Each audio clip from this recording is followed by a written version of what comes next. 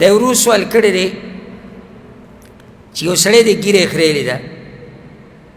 یا په ځان پسې پنسې راکاږي یا سګرټ څکي یا بله څه ګناه کوي نو په ده باندې سلام اچول دا څنګه دي دا اهمه مسله ده ډېره اهمه مسله دې ته ضرورت دی لکه چې یو سړی دی ته یې ویني په ګناه باندې په ده سلام اچول جایز دی او که نه جواب اول خو دا ایت کې چې د یو مسلمان په بل مسلمان دا حق دی چې ورسره میلاو شي نو څه به کوي سلام به پرې اچوي په صحیح مسلم کې دا حدیث دی په نورو کتابونو کې دی حق المسلم علی المسلم ست د یو مسلمان حق په بل مسلمان باندې شپږ حقونه اذا لقیته فسلم علیه چې ورسره میلاو شي سلام به پرې اچوي دا حق د ګناهونو د لاسه نه ساقط کېږي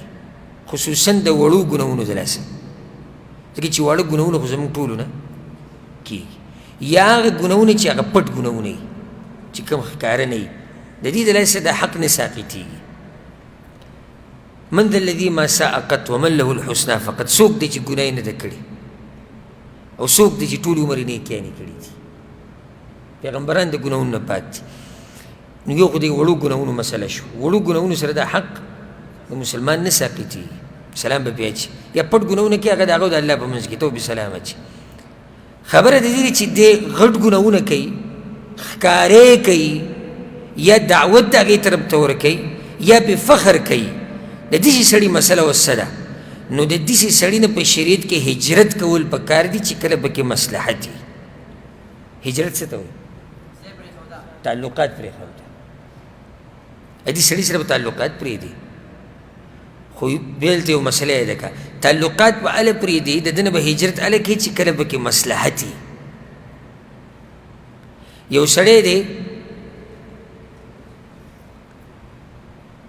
په یو ګناه کې انقطع ده ښکاره ګناه کوي موږ به وایو چې یو نشه کوي او ته د ده نه ځان لرې کړي تعلقات ورسره پرېږدي چې ده کې ادب راشي نو دی به ویرېږي چې وګوره دا پلانې زما تره و یا ماما و یا کاکا و یا رور و یا مې ملګری و خو وګوره نن زه د دې ګناه د لاسه پرېښودم نو دی به دا ګناه پرېږدي چې کله به کې دا مصلحت وي نو بیا داسې ټیم کې هجرت کول پکار دي خو چې کله ستا دا هجرت او د دوی د پرېښودل دله ښه نقصان ورکوي نو بیا به یې نه کوي لکه اوس یو سړی دی نشهیز دی او د نشهیزو سره ګرځي او ته په هغه باندې سلام بند کړې د هغې د لاسه سره ده او ستا په منځ کې نفرت ښه ډېر شي او څوک د نصیحت بیانوي او دی ښه د نشهیزو سره ورننوځي او بالکل تباه و برباد شي نو په داسې ټیم کې به بیا پرېږدي نه بیا به ورسره تعلقات ساتي او نصیحت به ورته کوي د دې ګناه د لاسه به دې ورسره په زړه کې یعنی د دې ګناه په قدر به سره د سره لګي هم نه دا د مؤمن شان دی چې څومره یو سړی دیندار دی دومره به دې ورسره لګي چې څومره بېدینه دی دومره به دې ورسره نه لګي زمونږ ګورې د دې ټولو خلکو سره یو شان محبت نه دی ګورې هر سړي سره ځان له محبت دی ولې ځکه چې هر سړي کې یو شان ټولو خلکو کې یو شان دینداري خو نه ده که یو سړی زیات دیندار دی زموږ سره محبت ډېر دی یو سړی کم دی دا سره محبت کم دی یو سړی د ګیره خرئ یو سړی د ګیره پرېښودې ده د دواړو سره زموږ محبت یو شان نه دی